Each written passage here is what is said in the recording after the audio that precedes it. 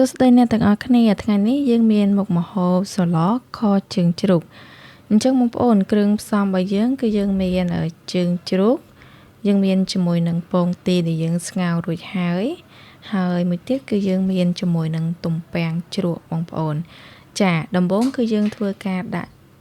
ឆ្នាំងរបស់យើងនៅលើសង្ក្រានបងប្អូនពេលដែលឆ្នាំងយើងរាងក្តៅហើយយើងក៏ចាក់ជាមួយនឹងប្រេងឆាដាក់ជាមួយនឹងខ្ទឹមដែលយើងចិញ្ច្រាំហើយយើងកូររំលីងឲ្យខ្ទឹមយើងរាងឈ្ងុយបន្តិចទៅបានយើងដាក់ជាមួយនឹងសាច់ជ្រូករបស់យើងចូលចំពោះសាច់ជ្រូករបស់យើងបងប្អូនយើងធ្វើការរំលីងចុះរំលីងឡើងឲ្យវារាងស្ងួតនិងរាងឈ្ងុយបន្តិចយើងបន្ថែមជាមួយគ្រឿងមាន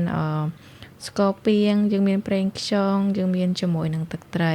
ហើយយើងបន្ថែមជាមួយនឹងស្ករប៊ីចេងជាមួយនឹងម្សៅស៊ុបបន្ថែមបងប្អូនពេលយើងដាក់គ្រឿងរួចរាល់ហើយបងប្អូនធ្វើការកូររំលីងវាដើម្បីឲ្យខជើងជ្រូកយើងឡើងរាងក្រហមបន្តិចបន្ទាប់មកយើងអាចបន្ថែមជាមួយម្ទេសបងប្អូនដើម្បីឲ្យមានរសជាតិវាកាន់តែឈ្ងុយឆ្ងាញ់នៅក្នុងសាឡុងរបស់យើងហើយយើងក៏ដាក់ចូលជាមួយនឹងពងទាដែលយើងស្ងោររួចហើយបងប្អូន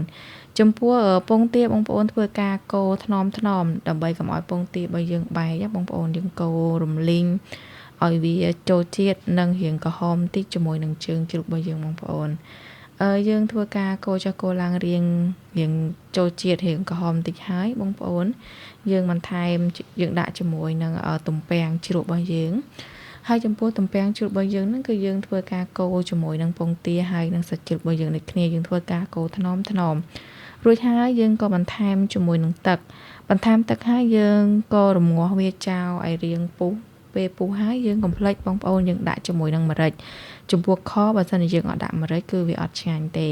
យើងដាក់ម្រេចរួចរាល់ហើយយើងរំងាស់វាឲ្យរាងឆ្អិនបន្តិចទៅបងប្អូនអញ្ចឹងស្លយើងគឺរួចរាល់